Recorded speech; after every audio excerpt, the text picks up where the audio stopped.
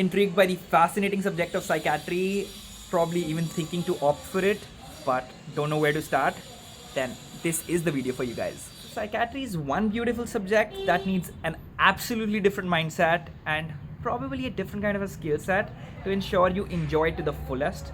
So, here are 10 tips that I think you should absolutely know before you start studying psychiatry. And to start off with it, I have a bonus tip that shall transcend to all the other tips. So here we go. So psychiatry is not about cramming those definitions, it's more about absorbing them. So you might have a definition for major depressive disorder or schizophrenia with those 9 pointers that if you have 5 out of 9, you are considered to be depressed. But not every time your patient is going to come and say that, oh, I feel hopeless. You need to be very insightful in determining if someone has depression, and hence the diagnosis will change. So the definitions can definitely help you understand those concepts, but change your mindset when you start studying psychiatry from medicine, because a lot of things are not going to be very evident, but if you look at them from a very humane perspective, it's the easiest and most obvious thing to consider. Tip number 1, know your basics. So before you actually start diagnosing diseases in psychiatry, know what the terms mean. What is neurosis, what is psychosis, what is mood, and what is affect. And hypothetically, you can start with schizophrenia. So schizophrenia is the prototype disease for any psychotic disorder. So schizophrenia might present differently as catatonic state or negative kind of a schizophrenia, but at the core of it, it's still the same. It's loss of insight, it's disorganized thoughts, it's disorganized speech, and all these points that define it.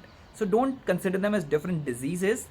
Converge from a common point and understand those terms. Number 2, common diseases are more common and understandably more important. So when we talk about psychiatry, why do we end up converging and focusing on depression and anxiety? Because they're more common and hence more important and more relevant. So it makes sense that you should know more and actually everything about depression and anxiety rather than a very rare disease, because that is just going to help you not just in studies but in your career as well, because those are the patients that will come up to you and those are the lines that you want to think first on.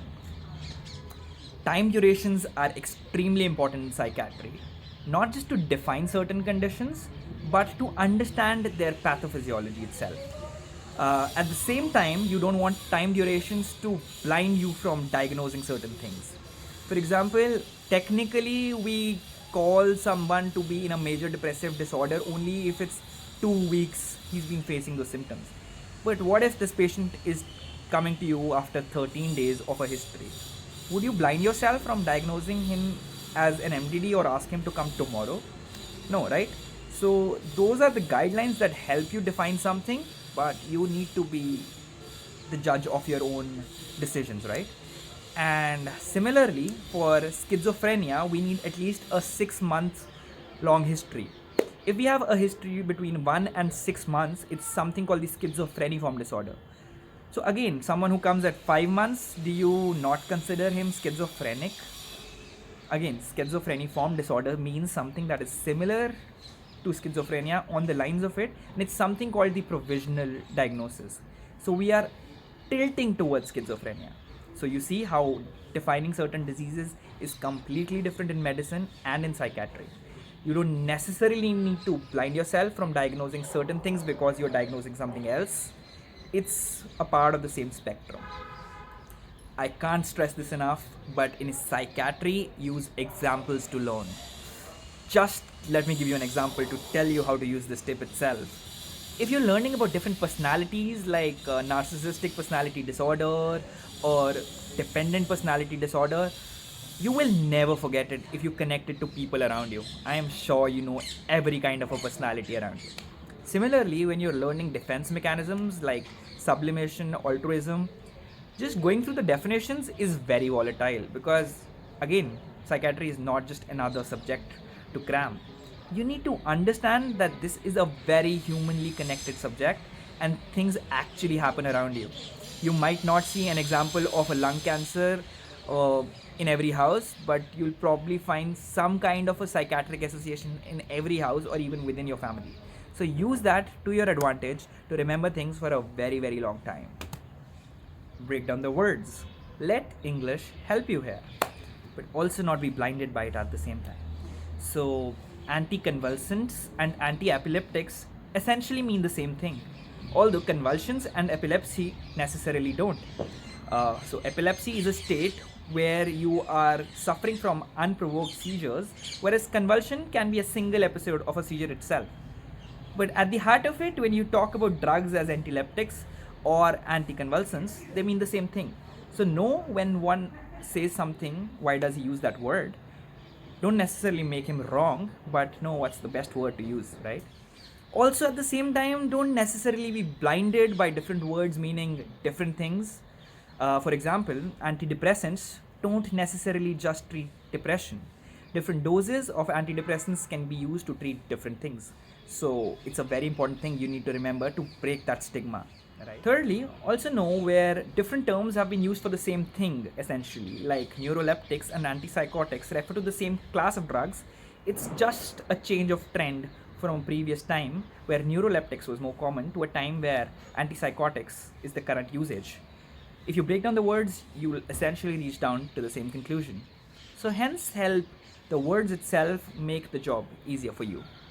At the same time, don't let similar sounding words confuse you. Psychiatry is known for that. Although buspirone and bupropion are two extremely different drugs, they sound frustratingly similar. Buspirone is used for generalized anxiety disorders, whereas bupropion is used as an atypical antidepressant. Use your mnemonics, make your own mnemonics to remember the two different things. Once the frustration part is over, they're like beautiful keys and words in the language of psychiatry that you would want to learn. Understand the terms. Not everything in medicine is a disease. Know how delirium is not actually a diagnosis but a presentation. Know how personalities are different from personality disorders.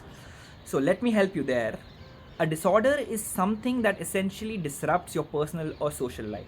So as long as a trait is okay in your life, you might be narcissistic, but you might not necessarily be suffering from narcissistic personality disorder as long as your life is not affected personally or socially. Number 7. Each drug within the same class is a very unique drug. So unlike the habit that we have of generalizing CCBs and beta blockers as having similar properties that they obviously do, psychiatry is notorious for having very special things associated with very specific drugs.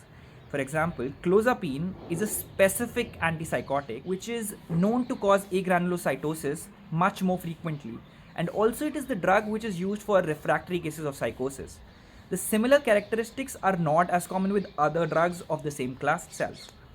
Similarly, bupropion is an atypical antidepressant which decreases the seizure threshold. It is hence avoided in bulimia nervosa. So know the very specific facts about very specific drugs. Extending the same concept in an opposite direction, the same drug can have multiple different actions.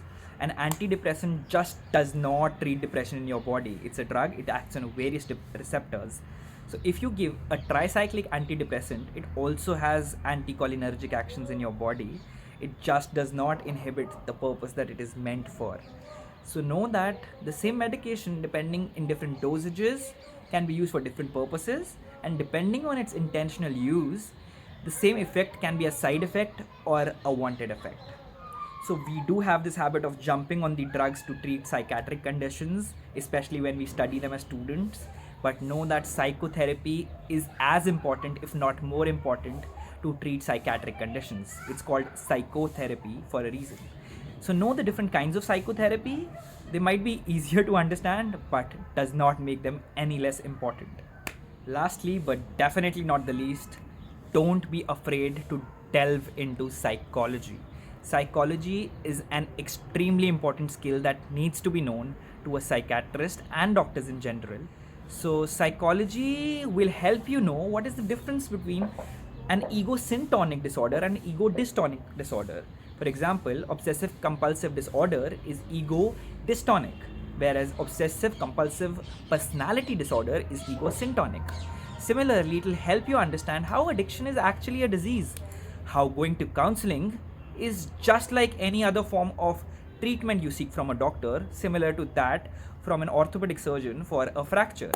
Understanding how counseling is not just okay, but a sign that you're willing to comprehensively spend and invest on your own health. In the end, my message to everyone is what psychiatry taught me is to float above bookish knowledge and start trusting your gut and common sense. Ultimately, the answer that makes most sense is intuitively the correct answer. So I hope that this session and these 10 tips really help you not just study psychiatry in a better way, but appreciate the beauty of this subject, which is so intimately connected with the human mind. But before we leave, I would love if you like this video, please let me know in the comments, subscribe, share. And if you have any other concerns for other subjects that you would want me to talk about and give tips about how to study them, be it dermatology, orthopedics, whatever I've compiled, I would love to share it with you guys.